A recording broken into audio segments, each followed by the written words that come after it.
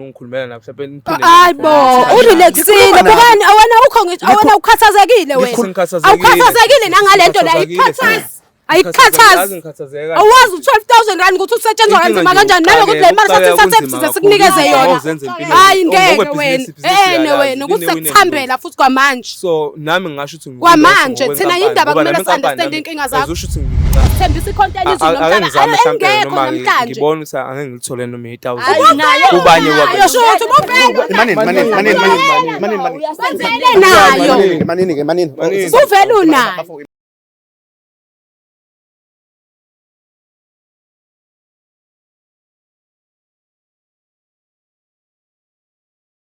Bosisi bami nginibingelele njengokulamana kwenu bafowethu njengoba ningibhalelile bengithanda ukuthi mhlambe nichazele ababukeli emakhaya ukuthi njengoba ningibizile ngosikhindi sincane kumayelana nani ngicela nje umuntu eintroduce igama lakhe mayisiyasho ukuthi kumayelana nizolekelelana ngodaba leni.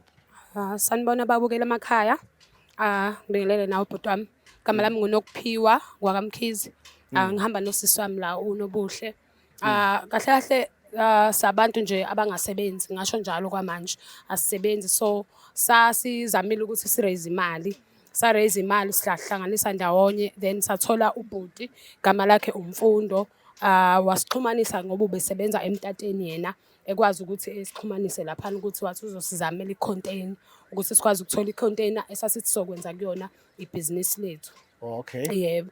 Then sahlanganisa ke imali esayiraise yaba ngo12,000 sathi 66 nosisi samthola kubhuti mfundo samnikeza imali kodwa inkinga esinayo njengamanje ukuthi sekuphele 3 months asimthole engcingweni asimtholi ko WhatsApp useshintshe nendawo yokuhlala manje sicela usizo lakho bhuti ukuthi sitholakale atholakale sazi ukuthi siyayithola icontainer noma sithola imali yethu back ngoba manje asisazi ukuthi kusenze njani kahle akasatholakali yena akasatholakali angisamtholi inhlobo asimtholi ndawo and siyabuza nabangani bakhe bathi abamazi lokhu nje samnika imali yethu wavele wanyamalala aniyanga futhi emsebenzini wakhe naxoxa nje siyanga emsebenzini wakhe saxoxa nje njengomuntu obehlala eduze kwasekhaya kanti beqashile washintsha umqasho ke wahamba sathi siyavuka ekseni nje ngalolo suku sasimnike ngalo ngayizona imali akasekho asathola kanhlobo ey'ngcingweni ko-WhatsApp yonke indawo ushintsha inamba yonke indawo besingenayo ku-Facebook wakhe siyambheka ku-Facebook asimthola sazi ukuthi wayibiza liphi igama. Ngiyacela umuntu engicabanga ukuthi lama case abantu abayiziqashi sengiwahambe kakhulu kutholakala ukuthi umuntu kuthiwa kade eqashile asisakwazi ukumtrace sesigcina sesimthola kude kanti umuntu uhamba enza imigilingwane le asuke yenza yonke indawo so engicabanga ukuthi sizokwenza ngicabanga ukuthi sizosuka nani la sihambe sombheka umfowethu ecacisa ukuthi ngabe le mali wayenzani mawukuthi ngempela icontainer wayithengela yena sizoyibuya nayo lo container mawuthi kufanele ikhokhe imali kuzofanele seyikhokhe ngizocela ke nganza kwethu sihambe songena emotweni sikaze ukulungisela lo daba sambeni.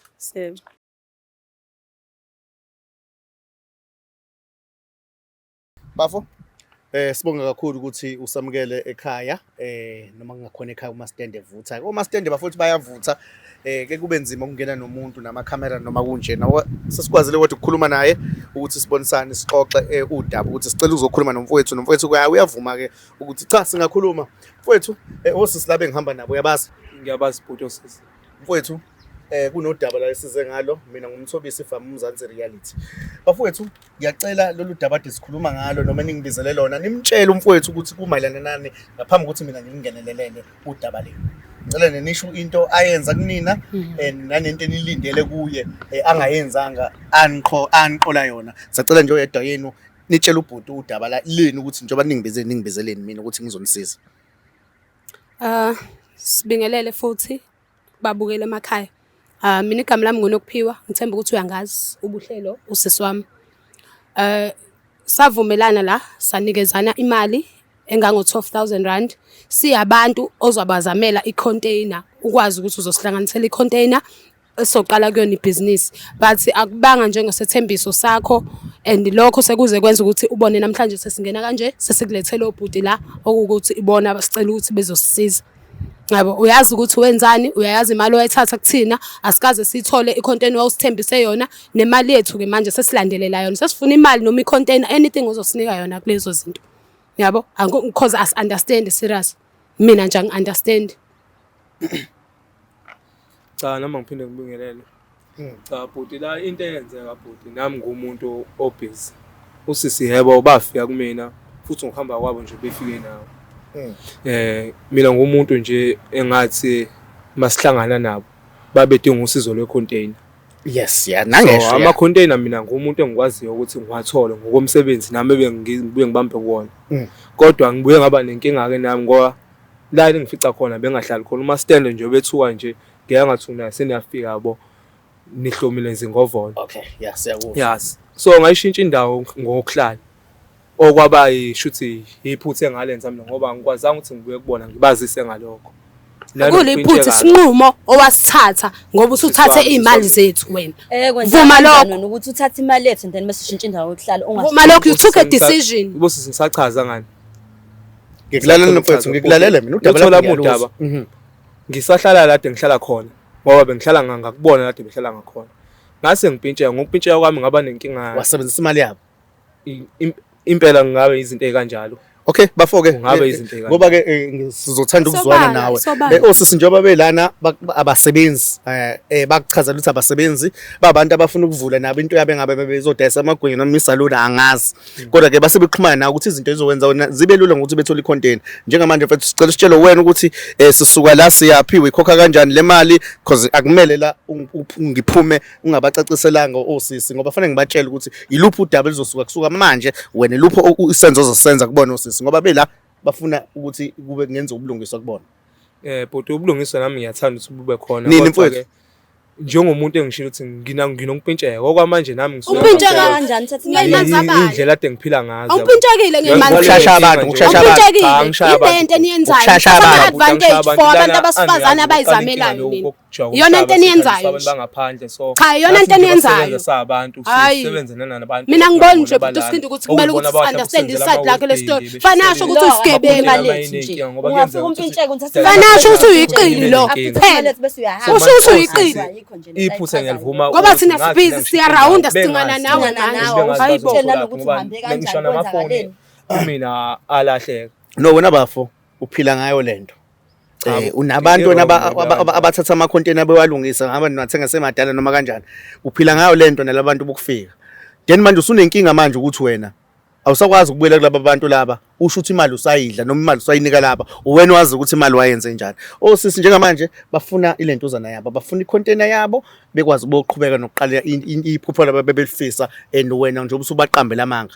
Into engifuna mfowethu-ke ubulungiswa ngizokhuluma nawe kahle makuthi i-container awunayo kufanele usinike imali because thina zethu impilo yimile zimile zethu impilo uyona into ophila ngayo le wena uyimbungu kahle kumele ukuvume lokho kumele ukuvume mhlawumbe kwenza kulungile. Okay ngizocela ukuhlampeke nami ngoba kukhona la engazi khona la ama-container abelungiselwa khona. Nifuna imali noma ama-containers kufuna sesifuna imali kodwa mina nje bengifuna ukuyibona i-container ukuthi ibikhona kwandaba ye-container ibi-exista ubalekeleni mawuthi noma ibingekho bengabalekile sisi ungahamba 3 months uzawubalekile uthi 3 months awubalekile washo ukuthi ngizohamba sisenze isivumelwano phakathi kodwa sangenzeka. Isiphi isinathelo njengamanje mfowethu ungangitsheli ngesinathelo sokuxakeka nani nabo baxakekile njengoba benze kuwena. So inkinga zabo akunazinze zabo vele usoni sitsheleke njengamanje ikuphi ekuzokwenzeka fanele siphume no plan manje nami ngiphume kuwena nabo bephume kuwe fanele kwenza ubulungisa kusuka manje singamoshi isikhathi ngoba udaba uyena nomuntu obaphikayo uyasho futhi ukuthi wena uyabazi senzeleke wena ukuthi kube lula ke ukuthi uphume kosisi nawe bephume kuwena. Bhuti mawe nawe bephume kuwena kodwa engizozama mhlawumbe ukusho kuwena ngoba osisi sebeyazi bangithulaphi ngicela bephinde nasekuqaleni wawufika emqashweni nasazi wawuxoshwe yini la usuka khona njengoba sesifikile usengakwenza very same thing uyenzile sina silokhu silandelana nawe usengaphinda ubaleke futhi nale mali sasisebenzele kanzima kabi thina ukuthi sizenze okuyinkinga ngathi mangisho manje angifuni mina imali ungathatha ukuhlupheka kwakho ukwenze kwethu emalini ngathina kwahamba mhlawumbe kuyi-container sengahamba ke ngoba nami kukhona la engisebenzisana nabo angingedwa ukuthi mhlawumbe lokho engidayisayo mhlawumbe kusuke ngingedwa bakhona nama-oza kwethu engihamba nabo kodwa engazama ukuthi ngikhulume nabo. Awuthi ngikukhumbuze mntaka baba uthe wena ama-container nibe nenkinga ngokuthi abantu ade bekushiselela ama-container umuntu ukufika usebuyile umuntu okufika manje washisela icontainer manje ngoba usuthi wena ongenani ngaphezulu ukuthi kubuye icontainer usebuyile umuntu okufika ngoba wena oshini futhi ngokwendawo la ma-container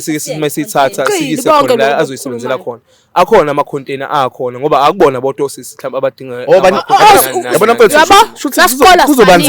kuzoba nzima ukuthi wena ubuyise imali yalaba bantu laba ngoba uthi wena baningi abantu abakulentuza ngokwemali nganzima impela.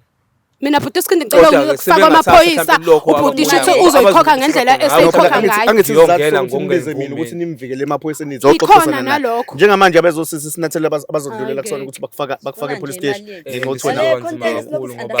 Enza ubulungiswa ke mfowethu, enza ubulungiswa ngoba thina sibalekela ukungcolisela usemncane, sibalekela ukungcolisa ama-fingerprint akho. Ingakho laba becele mina ukuthi okay ubhuti vele bese simjwayele noma usingamjwayeleni kangako. Ingakho befuthi bakubuke bakwethemba ukuthi hayi ngoba umuntu vele ozoyihlalela ngasekhaya hayi uyavuka ekseni uyaphanta. So namanje abafuni futhi ukucindezela wena nami futhi angifisi ukucindezela. Ingakho ngithi babuyisela imali yabo ngaphambi ukuthi ungene ezikhindini ngoba becele mina bona bazama ukuthi bevikele wena ukuthi ungaboshwa. Angazi impilo noma ungakwazi ungikhulumela nabo mhlawumbe niphinde hayibo urelaxile bukani awena ukho ngisho awena ukhathazekile wena awukhathazekile nangalento la ikhathaza ayikhathazi awazi u12,000 ukuthi usetshenzwa kanzima kanjani nalokuthi le mali sathi size sikunikeze yona hayi ngeke wena wena ukuthi sekuthambela futhi kwamanje. So nami ngisho ukuthi kwamanje thina indaba kumele understand inkinga zakho. Uzosho ukuthi ngincane phela inkampani nami ngayithola ngoba ngashiya ekhaya washo ekhaya vele okay lalela-ke mfethu lalela mina ngizolana nawe vele laba babehlanganisile bakunika u12 angithi wena ke uzosinika u6 manje kusala u6 shothi unika u6 lo next month unika omunye u6 angizivele uyaphanda uyasebenza nika u6 nika u6 lo u6 uphinde unika omunye u6 uzolala uphuza umbhubhudo unemali uzokwenza njalo umuntu ongenayo imali unemali lo wena urent uhlala la unemali wena wenza thini lima nami nginenkinga wenza thini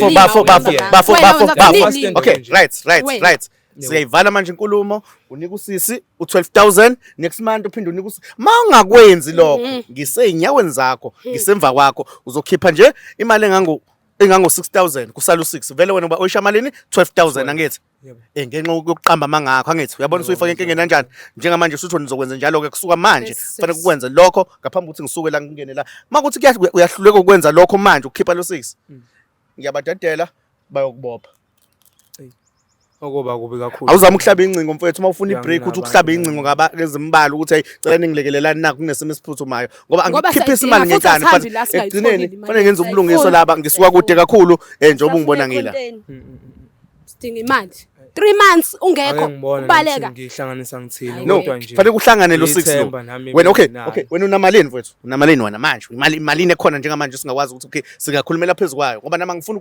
ukubamba ngobhongwane unamalini wena ungakwazi ukunika osisi manje ngokwamanje mina imali engathi khona mhlawumbe endlini sengaba imali nami bengithi ngiyibekele for indaba yesizwe uyibekela uyasicabanga thina osithathela imali uyasicabanga thina 2,000 yini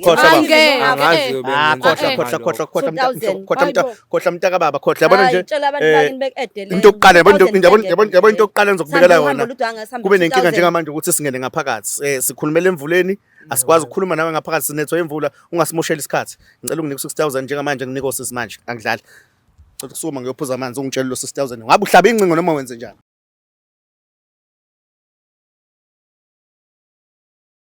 Okay bafo kuyahlangana ngiyakubona uyaphuma uyangena kwenzakalani yazi bhuti nami njengoba bengisachazile impela angithayi itori ngisayifuna yabona nje ukuthi ngiyasukuma manje ngiyophuza amanzi because angifuni mina ukukhuluma ngintanta ngento engiyibonayo ukuthi wena into ungakwazi ukunika lapho sisi imali yabo khuluma ndoda isikhathi sihamba enza akube njengamagama enkehli akube njengamagama enkehli 6,000 njengamanje kathi uthatha imali yethu uzobanika malini akube nje yazi kahle kahle bhuti sengiyalimala ude kulimaleni kwami ke ulimala awukwazi ukulimala endlini unani bhuti bekumele sibone endlini ukuthi unani wena unempahla eziright mhlawumbe ingawe imali yethu lesidingayo Cause wena uyabaleka. What you do? Uyabaleka. Angithandi ukuphendula. Kodwa uzongenzani? Uwazelaphi umthetho? Imali yethu. Okay, siswami. Umthetho sifuna imali yethu. Ungithathele into zami siyahlukana uNkulunkulu. Lalela mfowethu, lalela mfowethu. Shuthi akukho Angikhuluma nami. Yebo-ke Mfowethu. Isiphi isinyathelo ozosithatha njengamanje?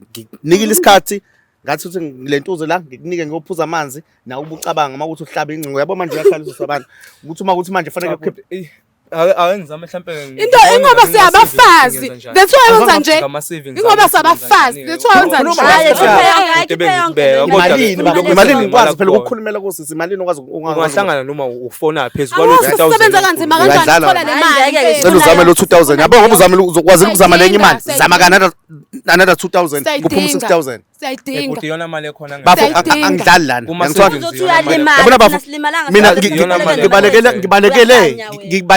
yabo njengoba ngikhuluma nawe ngizama ukuthi ngingathi khipha u12000 cash akekho umuntu engimkhiphisa imali cash ngihlezi ngikwenza lento engiyenza ngiqani namhlanje ngihlezi ngiyenza ngithi abantu ababuyisa imali zabo abakweleta ama 100000 ngibatshela ukuthi no at least khipha u1/2 uzokwenza uzoyikhanda iplan ngathi ukhanda iplan uthola no 2000 wayenza iplan manje another plan ikona nje another plan ilento ngisho ukuthi unamhlahla endlini uyaqala kanjani sinemali lona ngifuna ukuthi mangisuka la ngike labo sisi imali yabo uyasijwayela nje into iyona uyasijwayela iyona mali ekhona bosisibame hayi kabi ngizolenza mhlambe ke sengenzeka emalini yakho uzokwenza iqiniso ngoba usubanjini sengingayengeza ngale ndlela abayifuna ngayo ukuthi nami ngiyenzele isinxephezelo for emalini yakho isinxephezelo bona bafuna imali yabo imali yethu ayanele le mali labo sisabekho happy 4000 is not enough ku12000 njengoba ngikade ngichaza ukuthi mina ngiyabalansisa mfowethu angimhlala umuntu la eqolo mfowethu noma la emqaleni ngimhlale sokuthi ngoba ukweleta u12000 sekufanele khokhe 12000